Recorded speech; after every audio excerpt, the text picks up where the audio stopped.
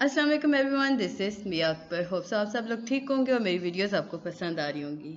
आज ही हम लोग PSY 404 का लेसन नंबर 10 करने जा रहे हैं, जो कि है न्यूरो डेवलपमेंटल डिसऑर्डर पार्ट 3। हम न्यूरो डेवलपमेंटल डिसऑर्डर के फर्स्ट 2 पार्ट्स कर चुके हैं। मुझे उम्मीद है कि आपको हर चीज़ क्लियर हो चुकी होगी। तो चलिए जी अपनी वीडियो करते हैं स्टार्ट। इस लेक्चर में हम बेसिकली टॉपिक कवर करने जा रहे हैं 42 टू 45। टॉपिक नंबर 42 है attention deficit hyper activity disorder. Basically neuro developmental disorders के अंदर हम मुख्तलिफ डिसऑर्डर्स को डिस्कस कर रहे हैं। सबसे पहले हमने देखा कि न्यूरो डेवलपमेंटल डिसऑर्डर है क्या, फिर हमने उसके सिम्टम्स देखे, फिर हमने देखा कि उसे हम कैसे रिकग्नाइज कर सकते हैं, देन उसके ट्रीटमेंट क्या थे। अब हम जब फर्दर मूव कर रहे हैं तो हमारे सामने आता है ADHD। ADHD है क्या, ये आपके पास एक एब्रीविएशन है, ये आपके MCQs में आ जाता है। ADHD बेसिकली एक डिसऑर्डर का नाम है जिसे हम कहते हैं attention deficit hyper activity disorder, और ये डिसऑर्डर हमेशा चिल्ड्रंस के साथ और होता है। अब जो बच्चे इस डिसऑर्डर का फेस कर रहे होते हैं, वो उन लोगों के नज़दीक वो काफ़ी डिफ़िकल्ट फील करते हैं किसी टास्क को अटेंड करने में। लाइक वो बिहेव एक्टिवली नहीं कर सकते, इम्पल्सिवली बात नहीं कर सकते। अब जो बच्चे होते हैं जिनके साथ ये डिसऑर्डर चल रहा होता है, उसमें से हाफ ऑफ चिल्ड्रन जो होते हैं उनके पास लर्निंग प्रॉब्लम चल रहा होता है, कम्युनिकेशन प्रॉब्लम हो रहा होता है। बहुत सारे बच्चे जैसे ऐसे होते हैं जब वो स्कूल में जाते हैं तो वो पुअर परफॉर्म करते हैं, वो दूसरे स्टूडेंट के साथ इंटरेक्ट नहीं कर सक रहे होते। 80% जो होते हैं वो मिसबिहेव कर रहे होते हैं। लाइक कभी कभार ऐसा होता है कि वो बच्चे सीरियसली क्वाइट बैठे होते हैं। अब ये जो बच्चे होते हैं इनका खुद पर कंट्रोल बहुत मुश्किल हो रहा होता है। लाइक वो खुद के इमोशंस पे कंट्रोल नहीं कर रहे होते। कुछ बच्चे जो होते हैं वो एंजाइटी फील कर रहे होते हैं, और कुछ बच्चों के पास मूड प्रॉब्लम हो रहा होता है, लाइक उनके मूड स्विंग कर रहे होते हैं। अगर मैं कहूँ कि ADHD के जो बच्चे शिकार होते हैं, एक तो वो नालायक होंगे। नालायक इन दैट सेंस कि वो नहीं पढ़ सकते, उन्हें समझ नहीं आ रहा होगा। कभी कभार ऐसा होता है कि कुछ बच्चे होते हैं वो खामोश बैठे होते हैं, आप उनसे 10,000 दफ़ा क्वेश्चन करो लेकिन वो आपको रिस्पॉन्स नहीं दे रहे होंगे। कुछ होते हैं जिन्हें समझ नहीं आ रहा होता, कुछ अग्रेसिव मूड के होते हैं। लाइक एक तो आपको जवाब नहीं देंगे, दूसरा वो आपसे बदतमीजी कर रहे होंगे। ऐसे 80% बच्चे होते हैं इस बीमारी के शिकार जो होते हैं, वो मिसबिहेव कर रहे होते हैं, और इस मिसबिहेवियर के बाद वो खामोश बैठ जाएंगे। लाइक वो आपसे बदतमीजी करेंगे, आप उन्हें डांटोगे, देन होगा क्या कि वो खामोश बैठ जाएंगे, कहेंगे कि फ़ाइन चलते हैं। तो वो आपको परवाह जिनके बच्चों के बाद में आप कह सकते हो कैसे बच्चे जो बिल्कुल किसी चीज़ को इम्पोर्टेंस देती नहीं है, वो इसमें आ जाते हैं। 2 फीचर्स होते हैं ADHD के। फर्स्ट है इंटेंशन इनअटेंशन और डिसऑर्गेनाइजेशन इंटेल।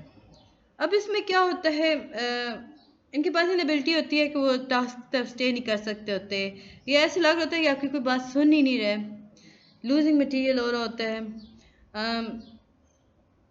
हर लेवल पे आकर वो इनकन्सिस्टेंट होते हैं अपनी एज और डेवलपमेंटल लेवल को लेकर।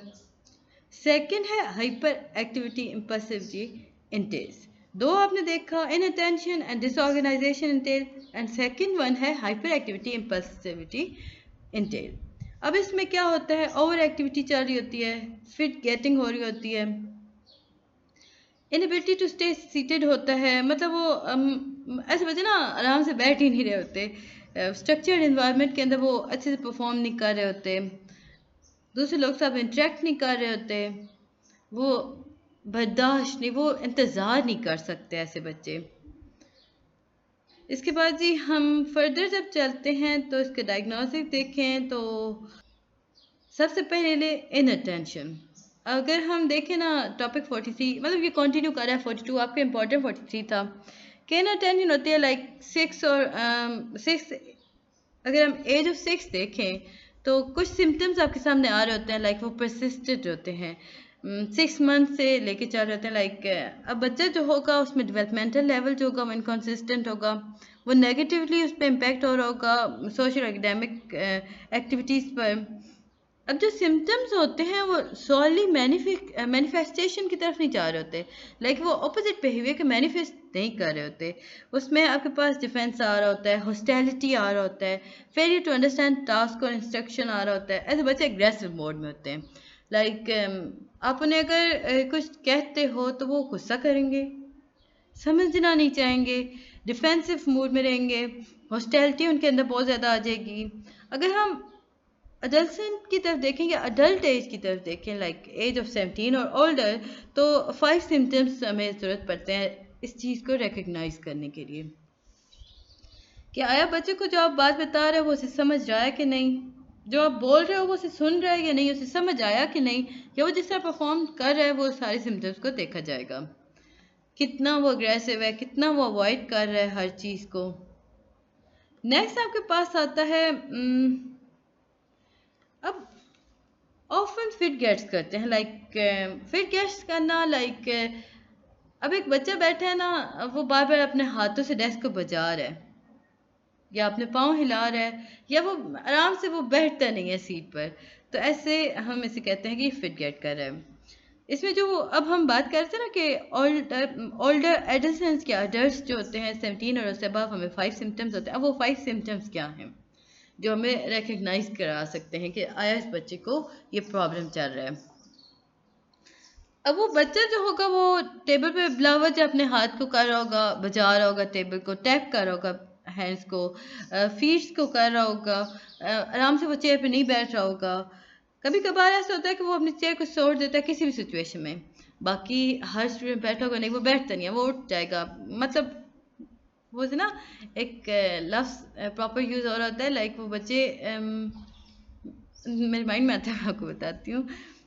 मतलब वो अपनी क्लासरूम को किसी टाइम पे छोड़ देगा, ऑफिस को, अगर दूसरे वर्क प्लेस में है तो वो इन सिचुएशंस के अंदर ना अपने रिमेन नहीं रह सकता उस प्लेस के ऊपर, एक जगह वो बैठ नहीं सकता। लुब्बी लुबाब इसका ये है कि वो बच्चा जो आराम से अपनी जगह पे बैठ नहीं सकता, एक अटेंशन शो नहीं कर सकता किसी को भी। तो अगर क्लास में लेक्चर हो रहा है वो अपने काम में मगन होगा, लाइक वो अपने टैप कर रहा होगा हैंड्स के साथ, फीट को कर रहा होगा, कुछ ना कुछ वो साउंड प्रोड्यूस कर रहा होगा। अब कभी कभार ऐसा होता है कुछ सिचुएशंस उनके सामने आती हैं जो उनमें ना वो कभी कभी भागना शुरू कर देता है या क्लाइम करना शुरू कर देता है, जो ज़रूरी नहीं था।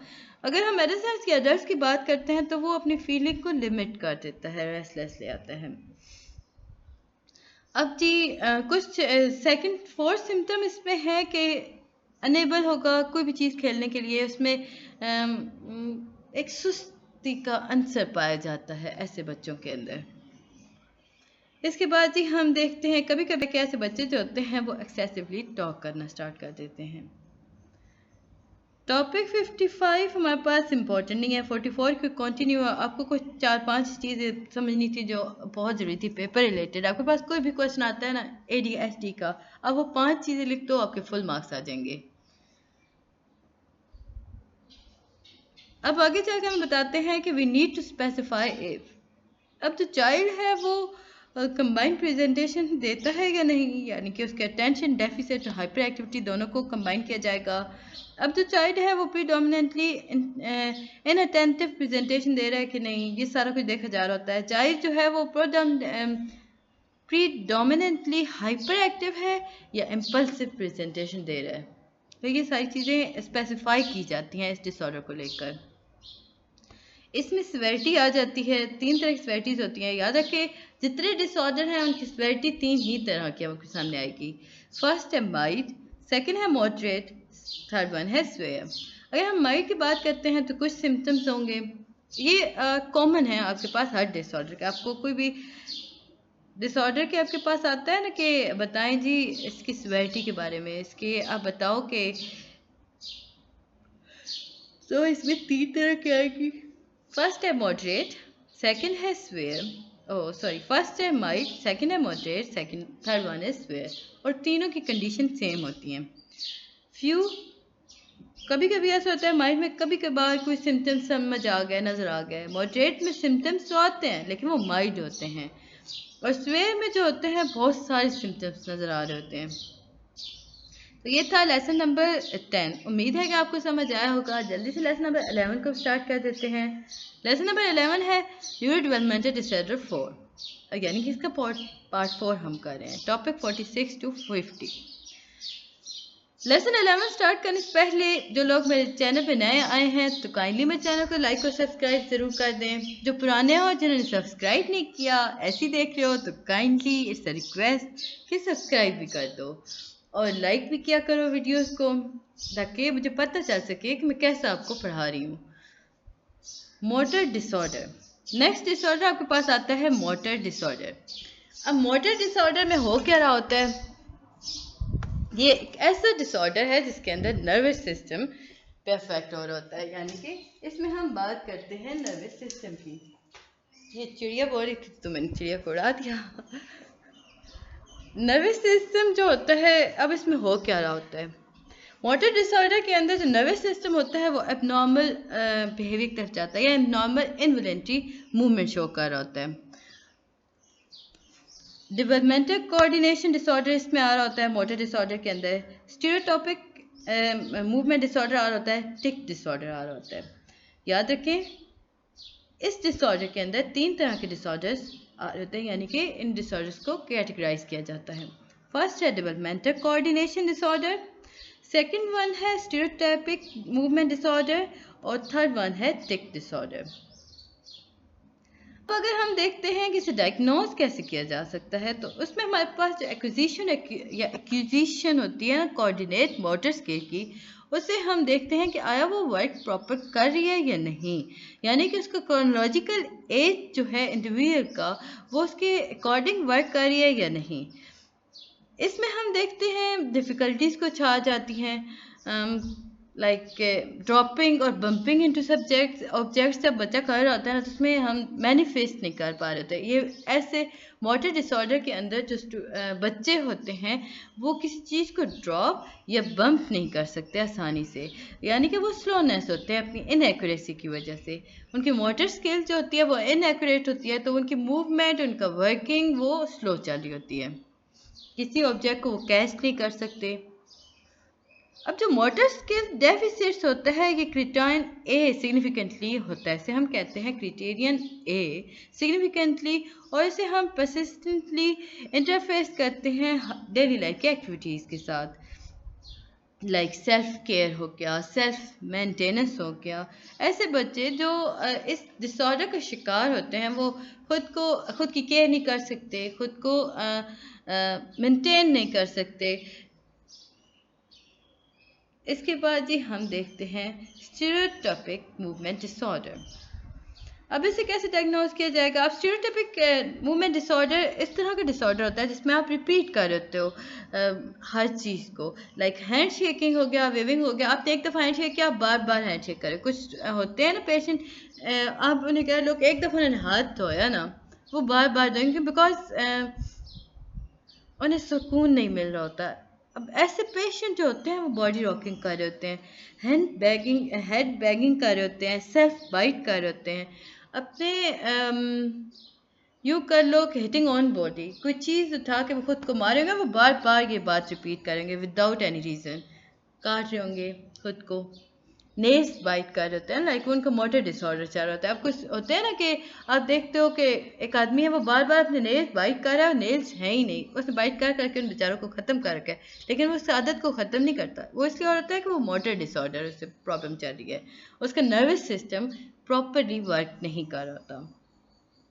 वो बार बार मोटर बिहेवियर को रिपीट कर रहे होंगे, एकेडमिक को लेकर, सोशल को लेकर, हर एक्टिविटी के अंदर वो सेल्फ इंजरी की तरफ जा रहे होते हैं।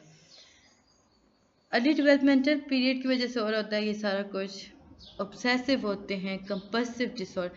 अच्छा, यहाँ पे मैं आपको एक और बात बताती चलूँ कि कुछ मेंटल डिसऑर्डर्स भी आ रहे होते हैं इसके अंदर, न्यूरोलॉजिकल कंडीशंस के अंदर, लाइक उसमें अब वो आदमी क्या कर रहा होगा, वो अपने बालों को वैसे ही खींच रहा होगा, उसे पता नहीं चल रहा वो खींच रहा है, वो खुद को हर्ट कर रहा है, बट वो इस बात को रिकग्नाइज नहीं कर पा रहा कि वो सिर्फ दर्द हो रहा है, सो वो खींचता जाएगा। इसे हम कहते हैं ऑब्सेसिव कंपल्सिव डिसऑर्डर। टॉपिक 48 आपके पास आता है स्टीरियोटाइपिक मूवमेंट डिसऑर्डर। अब जब हम बात करते हैं स्टीरियोटाइपिक मूवमेंट डिसऑर्डर को, तो इस डिसऑर्डर को हम स्पेसिफाई कर देते हैं कुछ मूवमेंट के साथ। लाइक सेल्फ इंजरियस बिहेवियर होगा, आप खुद को जख्मी तो कर रहे हो बट आप प्रिवेंट मेजर्स नहीं कर रहे हो, आपको समझ नहीं आ रहा उस चीज़ को। ऐसा पेशेंट जो खुद को दर्द दे रहा है बार बार, लेकिन वो रिकग्नाइज नहीं कर पा रहा कि इस काम को करने से उसे दर्द हो रहा है, तो हम उसे कहते हैं कि ये स्टीरियोटाइपिक मूवमेंट के अंदर आ गया, विदाउट सेल्फ इंजरीज। फिर आपके पास कुछ पेशेंट ऐसे होते हैं जो हर्ट तो कर रहे होते हैं खुद को, लेकिन वो वही बात दोबारा रिपीट हो रही है। लाइक वो सेल्फ इंजरियस बिहेवियर के साथ साथ भी चल रहे होते हैं और विदाउट सेल्फ इंजरियस कर रहे होते हैं। अब नाखून काटना, वो खुद को जख्मी तो नहीं कर रहा है पर वो एक अजीब सी एक सिचुएशन तो है ना, तो वो इस डिसऑर्डर के अंदर आ रही होती है। मैं आपको इसकी एग्जांपल दे दी। देखिए मैंने अभी आपको बताया था ना कि सिवियरिटी में ये तीनों चीज़ें आ रही हैं कॉमन डिसऑर्डर्स के अंदर। कोई भी क्वेश्चन सिवियरिटी का नहीं आता है, आपको नहीं आता उसका आंसर, तो आपको एक कॉमन सा याद रख लेना है, माइल्ड, मॉडरेट और स्वेयर। माइल्ड में थोड़े सिम्टम्स होते हैं, मॉडरेट में थोड़े ज़्यादा सिम्टम्स आ रहे होते हैं और स्वेयर में बहुत ज़्यादा सिम्टम्स आ रहे होते हैं। याद रखते हो, वेल एंड गुड। नहीं याद तो ये 3 पॉइंट आपके दिमाग में रहने चाहिए। उसके बाद जी हम अगर इसके देखें तो सिम्टम्स जो होते हैं वो सप्रेस फॉर्म में आ जाते हैं सेंसरी स्टिमुलस और डिस्ट्रैक्शन के थ्रू। अब ये लिखो वेल एंड गुड, अगर नहीं लिखते हो देन भी आपका वो मार्क्स फुल ही देगा, जो मैंने अभी आपको बताया था। Tic disorder. अब टिक क्या है? टिक एक sudden, rapid, recurrent, non rhythmic motor movement होती है और हम इसे कह सकते हैं ये वोकलाइजेशन है। फॉर एग्जांपल मसल ट्विच कर रहे होते हैं, like excessive blinking of eyes, बार बार आप अपनी आंखों को ब्लिंक कर रहे होते हो। अब कुछ लोग होते हैं ना जो अपनी आंखों को झपक रहे होते हैं, लाइक बहुत तेज, बहुत ज़्यादा मूवमेंट कर रहे होते हैं। मसल ट्विच करना, चल रहे हो, लेटे हो, आपको एकदम मसल ट्विच करना स्टार्ट कर दिया और कुछ वोकल साउंड्स आप प्रोड्यूस कर रहे होते हैं, उससे हम कहते हैं कि ये टिक डिसऑर्डर है। टिक जो होता है इसे हम क्लासिफाई करते हैं इनवॉलेंट्री मूवमेंट, लेकिन याद रखें ये इनवॉलेंट्री मूवमेंट जो होती है ना, इस पर हम इसे क्लासिफाई नहीं कर सकते, लेकिन ये होती इनवॉलेंट्री मूवमेंट है। लाइक इससे अगर मैं बहुत सिंपल करके बताऊं तो एक ऐसी मूवमेंट जो बेख्तियारी में हुई है, लेकिन इंटेंशनली वो बेख्तियार नहीं थी, तो ऐसे को हम टिक डिसऑर्डर कहते हैं। अब इसे अगर हम मोर सिंपल करें तो बहुत सारे लोग होते हैं ना अपने एक्शंस को सप्रेस नहीं कर सकते उस सर्टेन टाइम के अंदर, तो ये जो सप्रेशन है दो ये डिस्कम्फर्ट शो तो कर रही है लेकिन वो आप उसे बता नहीं पा रहे हो, तो इससे ऐसी चीज़ को हम टिक डिसऑर्डर कहते हैं। इसके बाद ही आपके पास आता है टॉर्चर डिसऑर्डर। इसे ये एक इम्पॉर्टेंट डिसऑर्डर है, ये टिक डिसऑर्डर के अंदर क्लासीफाई किया जाता है। अब इसमें होता क्या है, इसमें मल्टीपल मोटर और वोकल टिक्स पाए जा रहे होते हैं एट द सेम टाइम। अब अगर कोई बंदा बीमार हो गया ना तो उसके हाथ शिवर करना स्टार्ट हो गए हैं। अब वो जो शिवरिंग हो रही होती है ना, वो उसमें हम कहते हैं कि टॉर्चर डिसऑर्डर है। लाइक वो उसमें टिक डिसऑर्डर भी शामिल है, यानी इसमें बहुत मल्टीपल मोटर और वोकल टिक्स जा रहे होते हैं, या कभी कभार होता है ना कि आपके दांत बजना शुरू हो जाते हैं या आप कोई चीज़ रिपीट कर रहे होते हो बार बार, आपको समझ नहीं आ रहा होता। आगे चल के हमें बताते हैं जो टिक है वो वैक्स और वैन होती है फ्रिक्वेंसी के मुताबिक, बट ये परसिस्टेंट होती है, एक या एक से ज़्यादा साल की तरफ जा सकती है। फर्स्ट टिक जो होता है वो अगर 1 साल आया ना तो उसके एक फर्स्ट टिक आया उसके 1 साल बाद सेकंड टिक भी आ सकता है, बट अगर कॉन्सिस्टेंट आपके पास आ रहा है तो 18 ईयर ओल्ड आप कर सकते हो कि ऑन सेट हो जाता है। इसके बाद जी हम फर्दर जाते हैं तो इम्पोर्टेंट आपके पास आता है जब हम डायग्नोज कर रहे होते हैं ना परसिस्टेंट क्रोनिक मोटर और वोकल टिक डिसऑर्डर को, तो हमें स्पेसिफाई करना होता है मोटर टिक्स ओनली को, वोकल टिक्स ओनली और विद बोथ। ये आपके पास एमसीक्यूज में आ गया था। जब हम डायग्नोज करते हैं ना क्रोनिक मोटर को तो हमें किन चीज़ों को स्पेसिफाई करना पड़ता है, या तो आप उसे मोटर टिक्स ओनली करोगे या वोकल टिक्स ओनली करोगे या आप दोनों के साथ जाओगे। उम्मीद है कि आपको ये सारी चीज़ें समझ आ रही होंगी। तो ये था जी हमारा लेसन नंबर 11। होप्स आपको हर चीज़ क्लियर हो चुकी होगी। मिलते हैं नेक्स्ट वीडियो में, तब तक के लिए अल्लाह हाफिज़।